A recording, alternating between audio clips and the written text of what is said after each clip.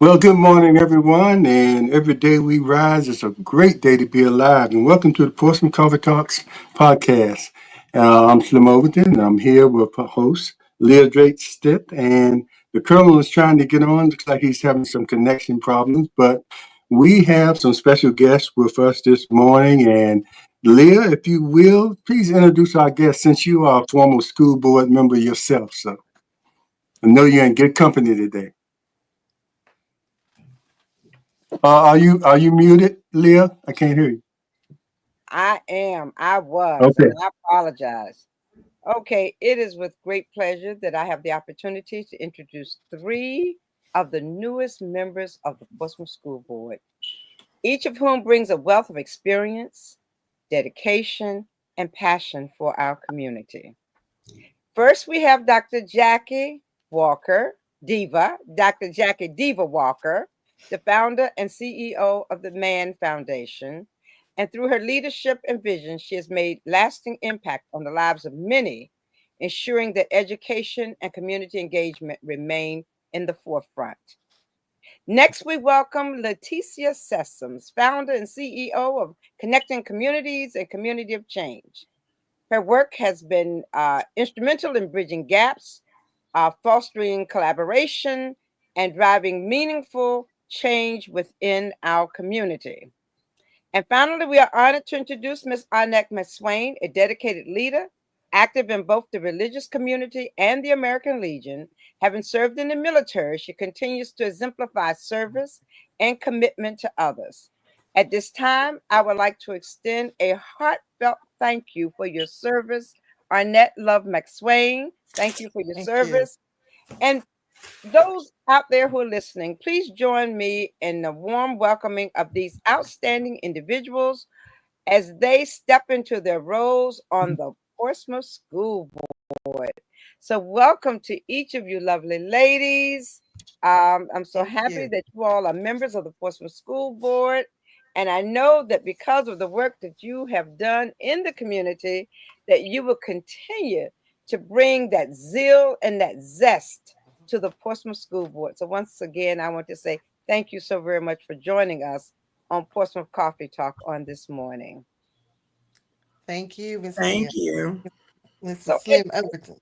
yes, okay. Thank So you. I guess I'll ask the first question, James, since I did the intro. Yeah, And go ahead. ladies, and individually, what inspired you to serve on the Portsmouth School Board, and what are your top priorities? And we can start in the order in which I introduce you, Dr. Walker, then Lateacia Sessoms, and then the Honorable Love McSwain. I should say the Honorable for each of you because each of you are the Honorables now. Okay, Dr. Walker? So, good morning. Thank you, Miss Leah and Mr. Overton, for having me today. Well, really, my passion for running started with an individual situation that happened with one of my family members. And I really just didn't feel like that it was handled the way it should have been handled. And not because it was my family member and not because I wanted to be a school board member, but I'm a 22-year educator in the field of education. And I have worked 11 years in Portsmouth Public Schools. I've worked several years in DC and Maryland, Newport News. So I felt like from my personal and professional experience, there should be various protocols or procedures that should be done in reference to the situation, because I really was not going to run it first. But that situation kind of pushed me over the top to run, just making sure that I can make a difference for one. Like if you know the story of the starfish, Yes. if he could just throw back that one, if he could just help that one. And that's kind of with the place that I've coming from, because I never felt like I needed a seat at the table till I needed a seat at the table. Because anybody that knows me knows that I've been in the community really since I was a child. My first volunteer experience was when I was 8 years old, and I built a program for people who were in the nursing home, because my aunt was in there and they didn't have family. And as an 8-year-old child, I felt like that need to serve. So that's kind of what I think about. And also my need to run because I need to be able to serve to help various groups. So that just takes me down, because I want to be quick, because I know it's three of us. Yes, it is. Top three priorities. My number one priority, of course, which I believe is all of these ladies up here, is to ensure that our teachers and our staff, not just teachers, but our staff, are on their correct pay scale. And I can speak from experience. I resigned from Portsmouth Public Schools in 2022 because I had received a new job. And when I left there, I was not on my correct steps. So I have personal experience to say that I know that that's one of the major factors and main factors for what we need to have, because I work for a school now, and I know that teachers can go to various places, not just public schools, but private schools and various other Fortune 500 companies. And just a quick tidbit, before I got the job that I work at now, I was working on to work at Cash App. And people were like, you gonna work at Cash App? I say, yeah. They wanted me to help their training department. So now teachers know they can be more than just teachers. They can also be trainers. And that really started after COVID. So we want to ensure that our teachers and our staff, and I have to emphasize staff because we have janitors, we have cafeteria managers, and those professionals, when I was an educator in various districts, helped me to do my job with my students. So that's not my number one main priority. My number two main priority is what I ran on, was talking about parent university. The reason why parent university is so important to me, because as a former teacher and a current educator, I always had parents to ask me additional questions to help their child. So what I was saying when I was going around with parent university as one of my key components is that in order to bring up a child, you have to help the parent. Because one thing about it, we work various programs, with Ms. Leah being one of the programs that we work with, for kids that were incarcerated. We can bring up everybody.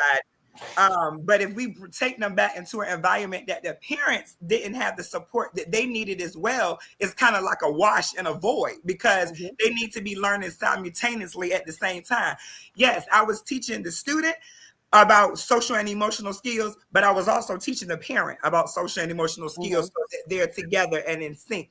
And then lastly, my third priority, of course, everybody knows I am a special education licensed educator and administrator, and I want to ensure that our students with disabilities continue to get the services and the resources that they need to continue to be successful.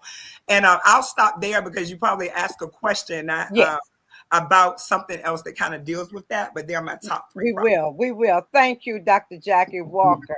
Lateacia Sessoms. All right. Good morning, everyone. Happy Monday again. Thank you all for having me. So for me, I decided to run because I'm deeply passionate about ensuring that every student, especially those in special education and individuals with mental health needs and concerns, receive the support that they need to thrive. As an advocate for inclusive education, I believe that our schools should be environments where all students, regardless of their challenges, feel valued and supported. And overall, just being a voice, a advocate for staff, students, and families. My platform, my top three priorities are, of course, as Dr. Walker stated, staff compensation. We really have to do a better job with ensuring that our staff are compensated fairly. There are a lot of challenges here in Portsmouth, and we definitely don't want to discourage individuals coming to our city because of pay. We need all hands on deck over here. So that is like my top priority. My second one is mental health, ensuring that staff and students have access to mental health. There are a few resources in place now. I think that system definitely needs some fine tuning, some adjustments, some amendments. So just bringing on some innovative ideas where there is like some rapid work being done to address the mental health need in our school system. And then the other one is providing quality education for students with special needs. That is like what I'm all about, is ensuring that all of our students receive the support that they need to be successful, regardless of their status. Thank you. And now, Arnette McSwain. Yes, ma'am. Good morning to you, Mr. Overton, the Colonel, Ms. Leah. Thank you so much for allowing me to come on your platform. as you know, I ran 3 times, and each time I had the same passion, and that was to give our students and staff what I had when I was growing up in Portsmouth, being educated by Portsmouth educators, educators who showed us that they loved us, that went out of their way to make sure that we understood the importance of receiving the knowledge. So yes, I want to make sure that we produce the same type of environment here, and we have to start with making sure that our staff are compensated appropriately, making sure they have that salary that is necessary to be able to take care of their families and not have to go work 2 and 3 jobs. I don't know how many educators out here working part-time jobs after they've been having a full-time job with our students. And it's not, I'm just going to say it's not fair. We need to pay them appropriately. We ask for educated individuals, individuals that have skills, doing certain things, and we cannot pay them properly. So we're definitely trying to work on that. And I'm sure we'll talk about that a little bit later during this show. So the salary is very important to me. Also, SOLs. I am one that was proponent of getting rid of SOLs, but after speaking from the chair of the SOLs of Virginia, excuse me, I'm sorry, of the Department of Education of Virginia, she's far from that. She's not thinking about getting rid of SOL. So now we're gonna have to put boots on the ground and see how we can improve our scores, knowing that one of the problems is our shortage in staff. So we have to be able to attract the right staff and to also retain the needed staff. And we need educators with tenure. We need the educators that's been teaching a long time, and those are the ones that are leaving us, because they can get paid in other places appropriately. So it goes back to their salary. And then last but not least, also I want to be a liaison between our school board, our schools, and the community, and our educators in the community. And also, when I go into the schools, I want everybody to know that you can come and talk to me. I may not be able to answer you. I may not have the answer, but I can direct you to the right person. I can direct your question to the right person, and I'm not afraid to do that. And there are no repercussions for coming to me. That's what I want to be. So I'm here. I done said it on the coffee talk, so y'all hear me. Thank Thank you. you. Yes, Thank you, ma'am. Love Yeah. McSwain. Yeah, Leah, I just want to remind everyone that might be watching on whatever platform you are, make sure you like, and if you're on YouTube, make sure you subscribe. And we're looking for your comments as well as your questions. And Right. Colonel, before you get in there, I have a question from a viewer, if you don't mind, that I want to show up here so we can get that in. Okay, so the question, James, how do you The see the question public? is from Wesley Van. It's showing how Mm-hmm. do you see the public school system functioning without a national DOE?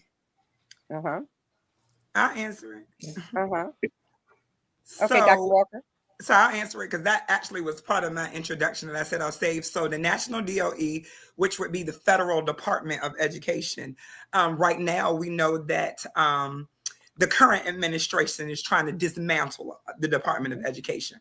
So from my understanding, they're thinking of dismantling the Department of Education is to rely all of the responsibility onto the states, which ultimately means that the localities are going to have responsibility to be able to kind of maneuver, make procedures, make guidelines that it relates to that. So what I can say, based off the knowledge that I've been given in reference to researching and reading, is that each state is going to look different, which to me may not be as effective as they think it's going to be. What I can say is that Virginia has always been a state that usually promotes public schools education. But what happens is that what if one of our bordering states, such as North Carolina, or one of our bordering states, such as Maryland, does not have that same energy that Virginia has for public education? we're going to end up getting students or getting staff that may not be as knowledgeable. Staff may not have been as trained because that's not their focus. Their focus may also be something else. So right now, we could possibly be in a catch-22. But as speaking for Virginia, if they continue to, have that passion for public education, then I think that Virginia will ultimately be fine. It's just that we will have to ensure that people that we continue to elect have that goal of public education, not only at that state level, but at that local level as well. And one thing I also want to add is that they were also saying that they wanted to add special education under the Department of Health. So there's a law and a mandate called IDEA, which is the Individuals with Disabilities Educational Act. So if you move that under the Department of Health, I'm not quite sure what the quality of services will be, but I know that that's on the agenda. But as far as public education and as far as Virginia goes and dismantling that, I am not a fan of dismantling the Department of Education. But if it comes to that, I do have faith in Virginia because we have always been a proponent of public education. Yeah, thank you. And Wesley, I hope that answered your question. And Wesley lives in Georgia now, but he was born and raised in the city of Portsmouth and attended the Portsmouth school system. Yes, his daughter, Notably, I Wesley see and Winter, Norfolk. went to school with me. But yeah, Arnette McSwain had an answer she wanted to share as well. Yeah. okay. Thank you. Go ahead. Just want to piggyback on what Dr. Walker was saying as well. It's important to make sure you get the right people in those seats because we will have more responsibility as a local school board. We have to be able to tell them what we need for our district. Okay, we need to fight we're going to have to fight more for our district because what our kids need here in Portsmouth may not be what they need in the Colonial Heights area or somewhere else. So we have to have vocal representation. I just wanted to add that to what she said. Okay, thank you very much. Thank you. Colonel, I know education is important to you, so I'm sure you have a question. Yeah.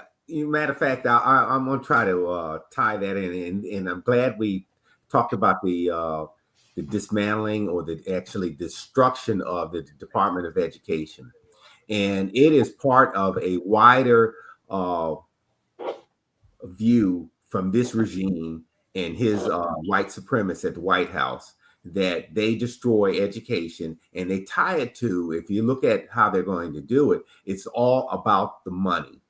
Because if I shift what money's coming from the federal government down to the states, and then I'm in control of shifting that money down to the states, that means there's going to be less and less and less money going to the states. And then you are going to have governors and legislators having the ability to short circuit and take their cut and move that money out to infrastructure or building, like in Mississippi, building a stadium for some sports fans, like Brett Favre's daughters, and naming something like that. So the basically bottom line is there's going to be a much less money going to the municipalities in the local areas for education. And we will see as they say, they want to turn back America back to the 50s and you look at all his articles that he's putting out, his executive orders, that he wants to move us back to a date of, in my opinion, and others, to segregation. So we are going back to a time where the standard for educating public schools is set in the Mississippis, Arkansas, Alabamas, and the lower tier statistically of America. That's what we're going back to. And I noticed that as the three of you talked, there's a thing that ties to everything that you want to do is money. So as less money comes in from the federal government, then what you want to do is pay your teachers, and I think you talked about the pay scales and having highly motivated teachers and staff and everything. If there's no money, then say the city, or well, I'll use the city of Portsmouth, has to come up with the delta of it, and which means our property taxes will go up.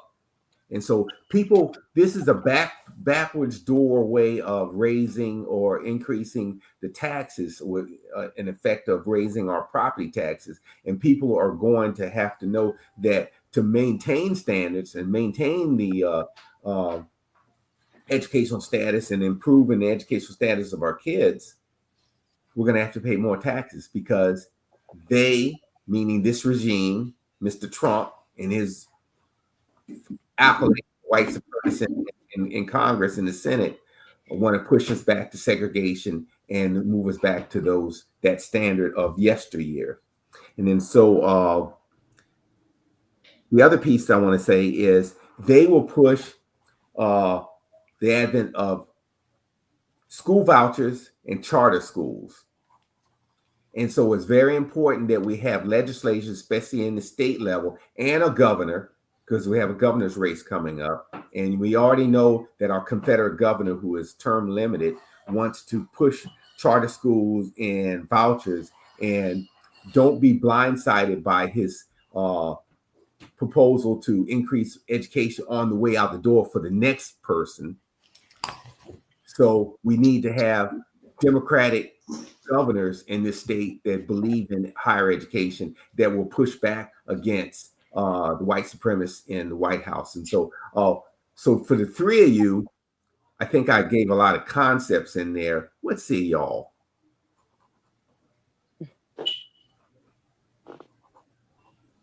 Well, I'll go. That was a lot, Colonel.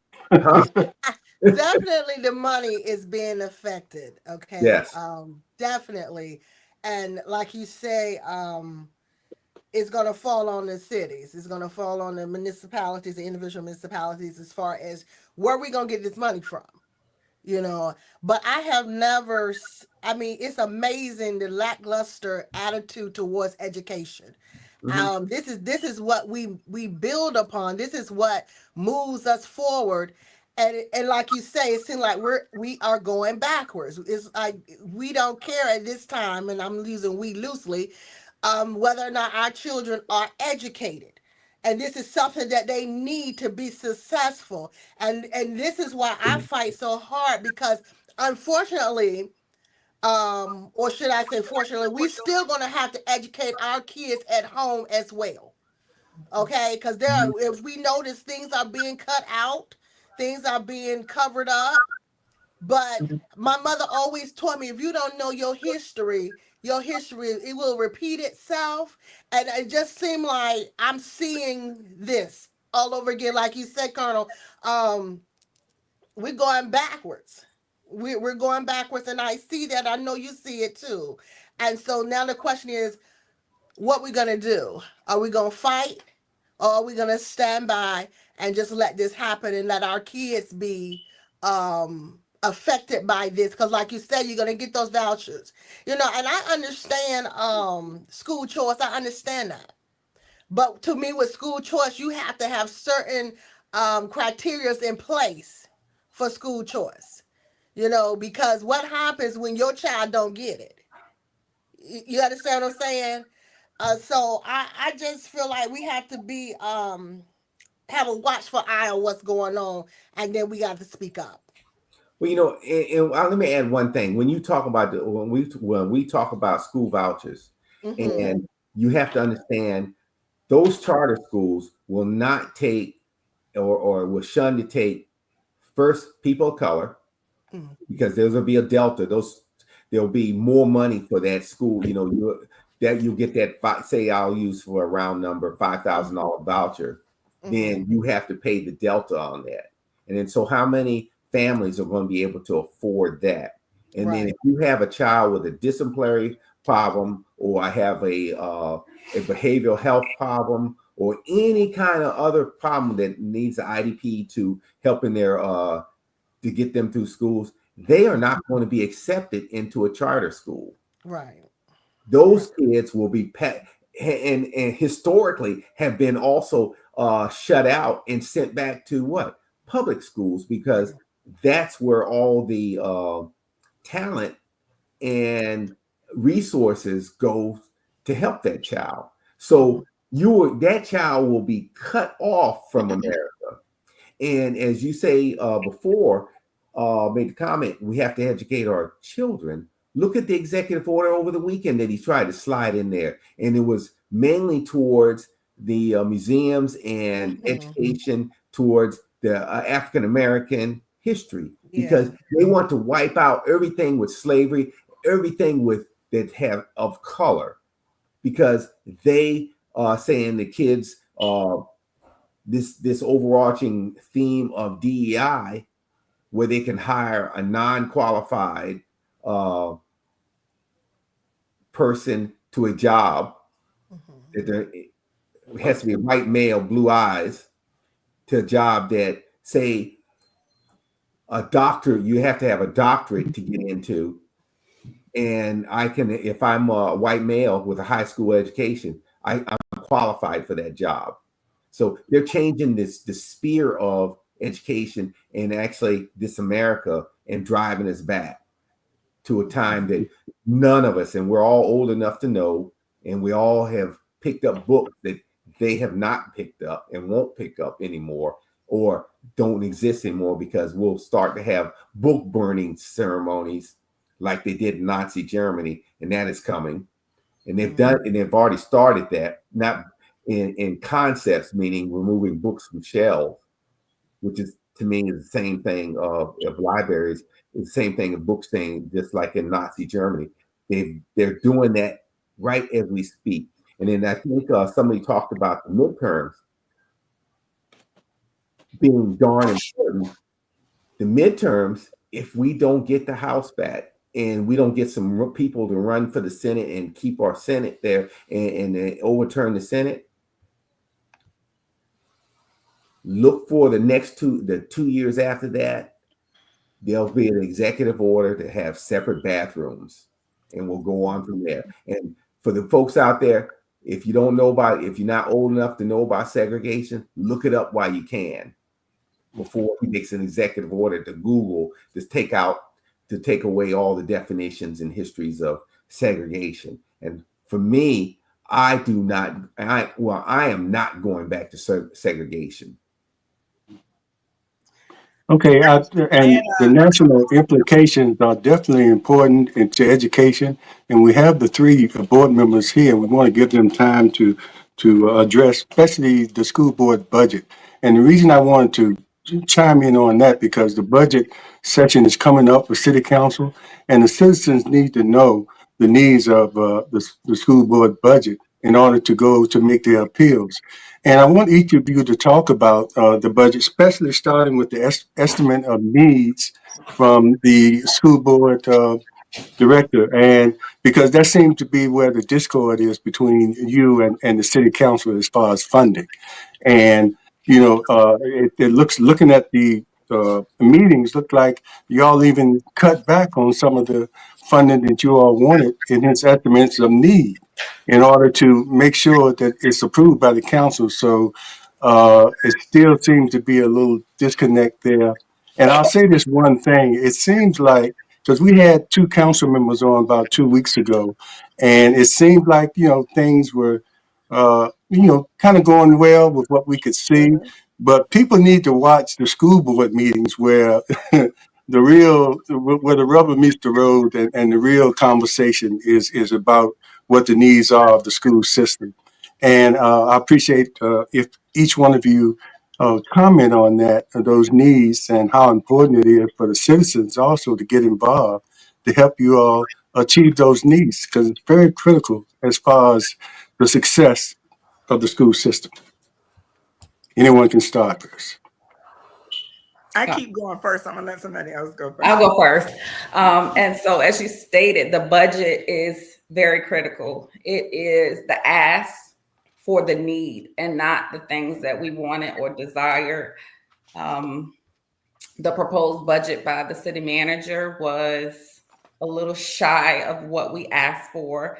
So we are pleading for full funding of the budget. It is literally the things that the school needs, to include additional security, additional teachers, things that we absolutely need and have to have in order to have our school safe, have the teachers that we need in place for these positions.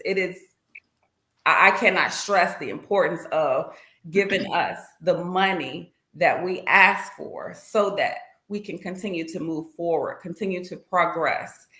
It is utterly ridiculous, in my opinion, if this budget is not approved. I am a very optimistic person. I hope and pray that our council does go back and revisit this and have a change of heart so that they can fully fund our budget. But it would be extremely ridiculous, in my opinion, if it is not, because I'm simply repeating myself, because it's only asking for what we need and not the additional things that we want or desire. So basically, just kind of to piggyback off what Lateacia said, I mean, it's not too much more to say. That's kind of, our stance. Says I can't only speak for one as an individual, but just to piggyback off what she said, I made a post on Friday called Fund Us Friday after the school board meeting on Thursday. And basically, in a nutshell, not to reiterate what she said, it's just that we need to be funded. It's a need-based, not a want-based. Our children, our teachers, our other staff, future is not negotiable. These are the things that we need to ensure that the students and teachers in Portsmouth and our community members are successful. And I can't go back to saying again, they had a compensation study last year when none of us were on the board, and the compensation study indicated these are the numbers that we needed to ensure that all of our staff members were at the same level as all of the other cities around here in compensation. So that is the main focus of that budget, to ensure everybody is on that correct step. So if nothing more, we want to ensure that we can continue to keep the teachers that we have, to keep the cafeteria managers, to keep the janitors, but also two additional pieces: to retain, to attract new employees, and also to bring back old employees that left because of compensation. So to me, it's just one statement: fund us. And that's really all I have to say on the matter. And if you want to, I know council members before had said, well, we haven't seen the budget, or when people were running, they hadn't seen the budget. It is now available online. There is a PDF. I had put it in my post on Friday, but you can go to portsk12.com and just go through the motions and look at the needs, superintendent's estimate of needs, and also the proposed budget. And you can go through yourself and see that it is a need-based, not a want. So if you see the things in there, we know that these are the things that are needed to continue to make us the premier pride of Portsmouth, PPS shines, all of those good things that we like to say about Portsmouth schools. But we have to ensure that the money is there for it to be able to continue to take us to higher heights. Mm-hmm. Yes, Honorable McSwain, talk about, she mentioned about maintaining or retaining teachers, that we lose at a later stage in their teaching career. And the compression that the superintendent is offering, to have those steps to keep up with the other cities. You have teachers that be there 10 years and they're still making money on steps lower than what they should be, and they can go somewhere else and make $10,000 to $12,000 more. And people need to understand the details, because I hear people complain about different things, the numbers, how they show, and they just talk generally how the school system might not be up to par. But it's a lot of things that are involved, and especially the teachers. That's where it starts. When you're talking about, accreditation, starts with the teachers. If you have the proper teachers in there, nothing wrong with teachers starting out, but you need those veteran teachers in there. And that's who we lose. That's who we lose every year because of lack of funding, being able to pay. Absolutely. Absolutely. Let me just make it simple for those who don't understand. You have a teacher that's been teaching for 6 years, making the same thing that a teacher that's straight out of college is making. Simple. That's what's going on. That's wrong. And then you go up from there. Same difference. You've been teaching for 10 years, probably making what a 6-year teacher is making. So we're trying to do what the superintendent is trying to get us at is where everybody gets on their right level, right off the rip. You get where you should be. It doesn't matter what we have to pay you to get there. You get there. So you're where you should be. And then we start making sure you're on your right step. You get your 3% raise on top of that from the state.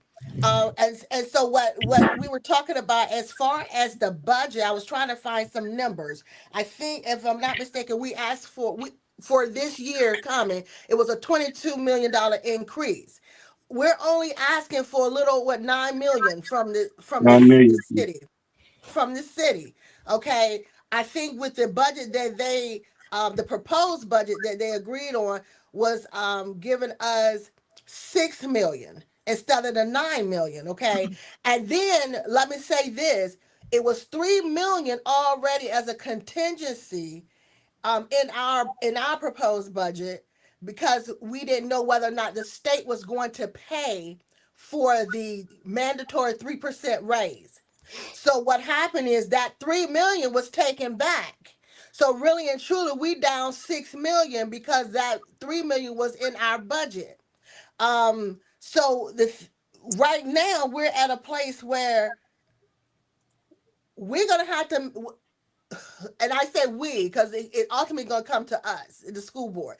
We're gonna have to make some tough decisions if we don't get the necessity what that necessary budget that we asked for. And I want to make it clear to the city council because y'all hired me because yeah, you hired me because I'm straightforward.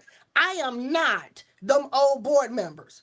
We are not the old board. Whatever y'all are harboring from the past, we need to clear that slate right now because I'm all about making sure we do things right and do things that are necessary to educate our students. So stop blaming us for things of the past, because I'm not going to accept that. And so right now, this is a budget that we're asking for that we need to be able to continue to progress in the Portsmouth public school systems. And y'all talked about funding schools. Y'all talked about that you support the school system. We need you to support. And then let us make our own mistakes. Don't punish us for what you felt was done in the past. If some come up with this budget that's not right, then you can hold us accountable. But we need to be able to fund this school properly. And we didn't even ask them for the whole 22 million. We just asking for 9 million. And Mr. Falk and the superintendent found the funds out of other allocations for the money to be able to fulfill what we needed as far as the increase. So I'm asking the city council to please consider cleaning this slate. Whatever y'all got going on, I can tell you that love wasn't a part of it. And Yeah, let's do what we need to do for our staff and students. yeah. And one other thing, before the other hosts get in, one other thing, people look at all the other sources that we get, you all get money from, uh, like the state and on the national level, and then the state has this thing where they are doing a 3% on the SOQ with standards of quality, but they have their discretion on how much they give for that. And the chairman gave an example. Say, for instance, a school wants they need three assistant principals, but the state will decide you only need one. So Mm-hmm. if schools and most of the high schools have three assistant principals, so and it's necessary. So then that shortfall has to be taken up somewhere else, So you got to look at the whole picture, and most people don't look at the whole picture, and that's why I brought that up. You get funding from other sources, and that's fine, but when all it comes down to, the local council has to fill those gaps that are there. that are And necessary. that's right, Mr. Overton. It's easy for somebody on the outside to tell you what you need, but we know what we need for our students. You know what I'm saying? And so we're going to have to do what it takes in order to provide what we need, like security. You could say we need this amount, but we know what we need in Portsmouth. So it's it's tight. And like you said in the beginning, you and I was talking, Mr. Overton, until you get in it, you don't really see every aspect of the school board.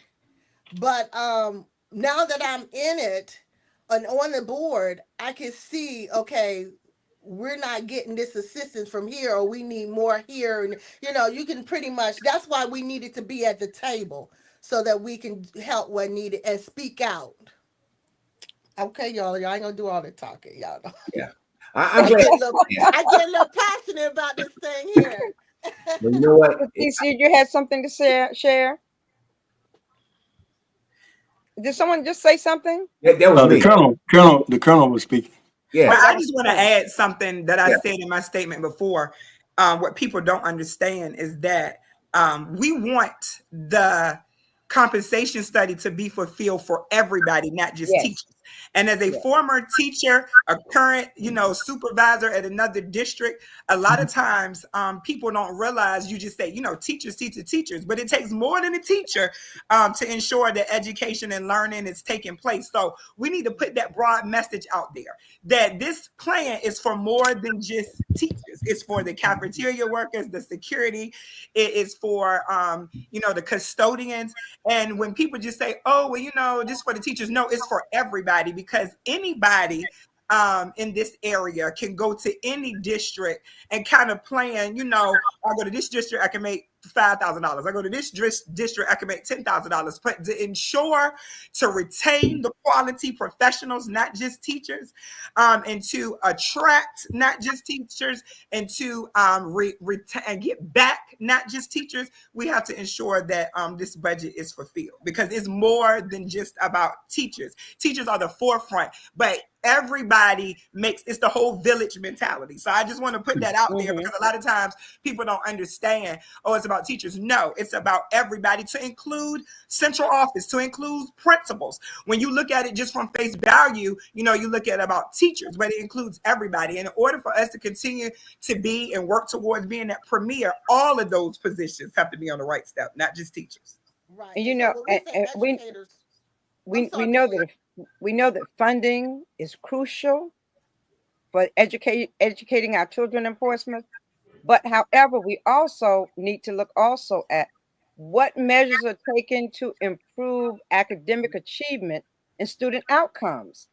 Because so often, as I talk to people from other cities, they talk about how even people within Portsmouth, I know, who are trying to send their kids to Chesapeake or to Suffolk to school because of the academic achievement and student outcomes that they're looking for. So what measures are being put in place to address the academic achievement and student outcomes, which really has to be addressed? Let me say this. If you don't have the teachers, or quality teachers, or teachers that are skilled in that subject, we got a problem.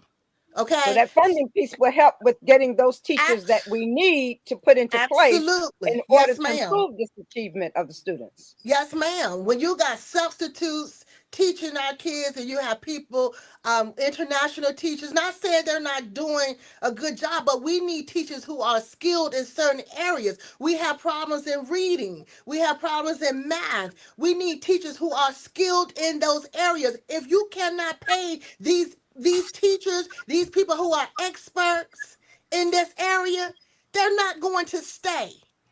And then we wonder, ma'am. That's why I wanted to bring in that student improvement piece, because we can talk about money all the time, but until you can put into the citizen's head that the quality of teachers, that they can understand the funding piece a lot better if they knew that this was to bring quality educators into the system in order to improve the academics of our students within the system. Absolutely. Right. Yes, So it's not currently just we have 51 university instructors, 70 international teachers covering classes. 8 classes are being taught virtually. This is why it is so That's important right. The for meat of it our all. budget to be fully funded. Mhm. That simply answers your question. Yes. Mhm. Yes. But in I doing want so, to. you I know, want. in Jacki, doing so, also I'm the educator, so you also have to understand the breakdown of it too. You can, even though we have those numbers and it has to be fully funded, you have to also look about what's going on in the classroom and how those academics are taking place. So one thing that I do know is that Portsmouth and all schools should be data driven.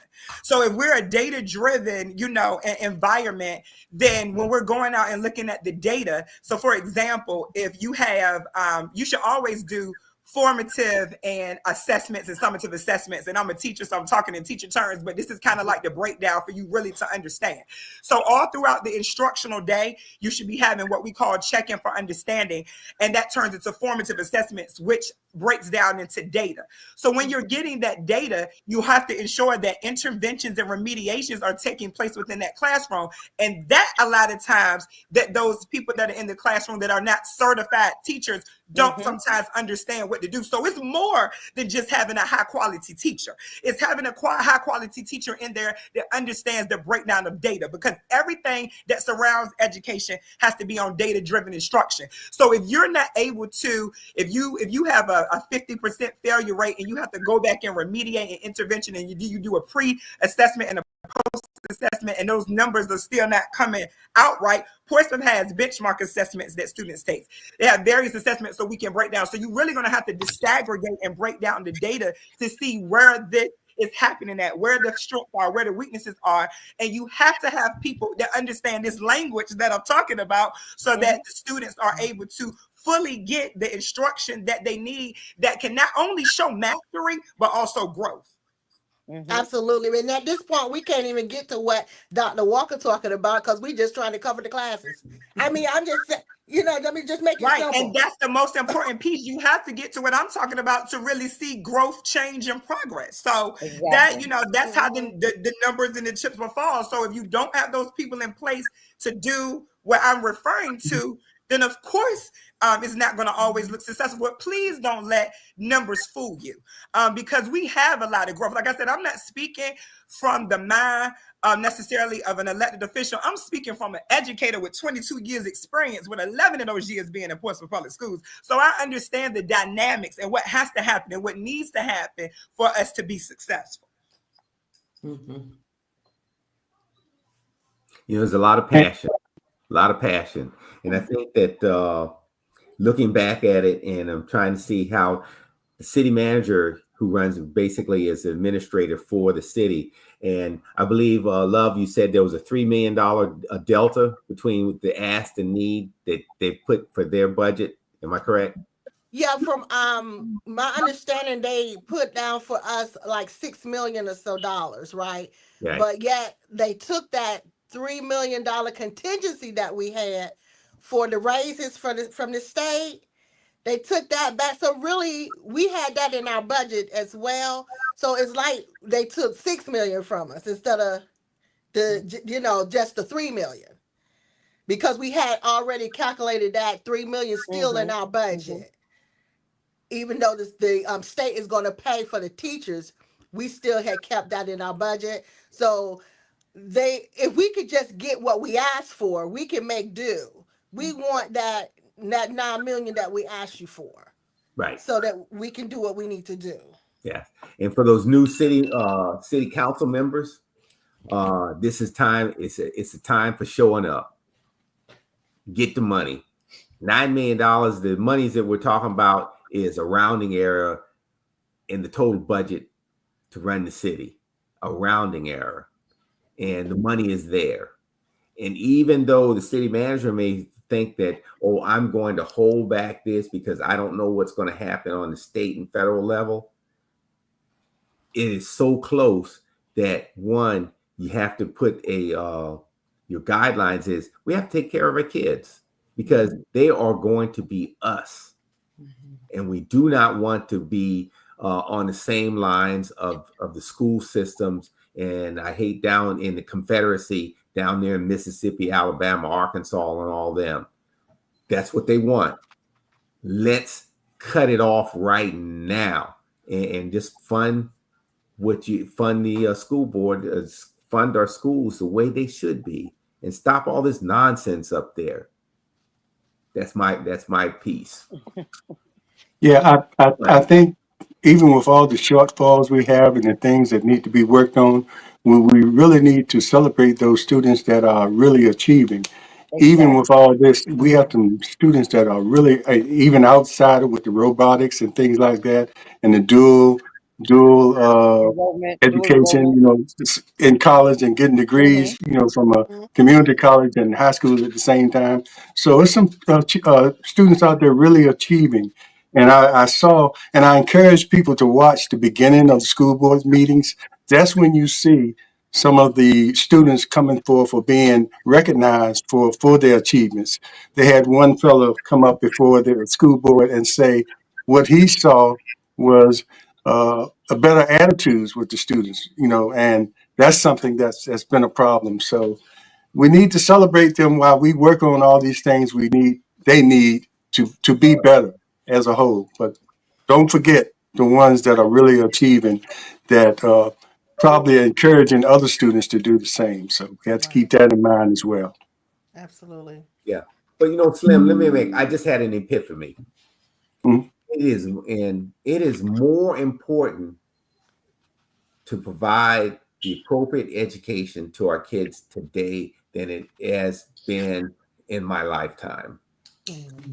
Just because if you look what's happening in up in Washington D.C. and across America, if we cut it off now, we'll slip into the mud of what's happening. It's being spewed out from these folks up there in D.C.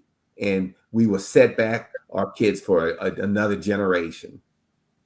So to stop that or to slow down that degradation of our educational system, come up with the delta, support what we've been saying, and just get off the pot, find the money somewhere else in the budget and fund education for these kids because they are us. They'll be here long after us. And if you want to and we can also maybe city manager want to come up if he dared himself to come on this show and defend himself. He's probably looking at it right now. Probably, he wants to defend himself. Come on the show and defend yourself. Why you don't want to be right? But the final vote is the city council, though. Yes, Yeah. council has the final word. Yes. And the city council members, you're in there now, and now you run and hide, and you run because when you're running, I haven't seen the budget. Now you've seen the budget, and where you want to do? Oh yeah, I don't know. Yeah. So you can't hide no more. Mm-hmm. And I'm gonna say for my own spot, don't let me have to go and start attacking you to the next election because I will bring it up till you gone too. And just ask the 4 horsemen. They ain't no more. Okay, that's it. Okay. Yeah, as we wind down, I want to thank the board members for coming on today, and we're going to have another session with board members, maybe the same, and some other board members, because we're going to have to bring up, and the citizens need to be aware, about the casino funds. When they were pushing for the casino, a lot of talk was about funds going to the education. And watching one of y'all meetings, I found out that nothing is coming from the casino revenue to the schools. Am I correct? It's not coming Yeah, right around. it's been some discussion, but it's nothing in writing saying, this percentage going to the school boards, which would make a big difference, I believe. So we're gonna have to bring that up on the next time we have a talk. But ladies, I see why you all were elected. I see the fire in you, and I think the citizens made the right choices in adding you to the school board, and hopefully, and well, I'm not even gonna say hopefully. I know it's going to make a difference down the road in what we see as far as that fully funded that a lot of council members used to throw around. I got to ask that question at another time too. What is actually fully funded, because they used to throw it around. Yes. And Then when I talk to school board members, they say, no, no. But anyway, that's for another show. But thanks again. If you have any last comments or our hosts have any last comments, please do so now. I just want to say, it's there is a portion of casino funds that comes. I don't want anybody to walk away with the misconception that we're not getting any casino funds. I don't Okay. have the exact numbers in front of me, but there is a portion. So I don't want anybody from city council or anybody else watching this. It was like none of them said anything when they know that it is a portion of casino funds that comes. So I can't tell you the exact number, but it is a portion that of casino funds that comes. And, you know, we can easily look that up and let you know that portion, but I didn't want anybody to walk away with that misconception. Exactly. And then lastly, my final thoughts is that my favorite quote from Frederick Douglass is, it's easier to build strong children than to repair broken men. And to me, I feel like that you do that through the educational system, because most people that know me as being an educator, but they also know me from working in the incarceration population. So that quote always makes me think about, you know, it's another one by Plato, the direction in which education starts a man will determine his future life. So I just think about all of those quotes that we had from, you know, from back in the day, all the way from 1800s and 1900s, and even now to what people are saying today, are surrounded by education. So we know that that should take a top priority amongst other things. Of course, public safety is a top priority, but that also with education. So my final thought is just to ensure that we are providing our students with the best possible 21st century education here in Portsmouth Public Schools. Because when I ran, I told people that I worked in DC, I worked in Maryland, I worked with people that went to Harvard, I worked with people who went to Yale, but they wanted the little girl from P-Town to be able to help them structure the environment of what they needed. And I always tell my students in Portsmouth Public Schools, we're unstoppable. So thank you for having me. That's my final thought. And I'll turn it back over to my two board members with theirs. Thank you. Yeah, and just because I'm the one who said not directly, the money from the casino don't directly come to us in a percentage. The city council still has the say on what we get from that. I also want to say it is important for the community to watch the school board meetings. You need to be informed. Stop coming down to the voting booth. Just vote for people that you're told to vote for. Know who you're voting for. Know who's working for you by watching us work. And I'm going to tell you one more thing. I will be educated. I'm not going to let naysayers dictate how much education, how much knowledge I get to be able to serve on this board for the next 3 or so years. So I am going to every class that I can possibly go to. And I'm the one that I like free classes. So don't think I'm trying to take advantage of the coins, but I want to be educated, because there's nothing worse than you asking us a question and we can't answer you. So please watch the board meetings. Yes. Again, thank you for having me today. As we continue to face challenges in our educational system, I just want to remind everyone that investing in our schools is investing in our future. And together we can create an environment where every single child has the opportunity to thrive.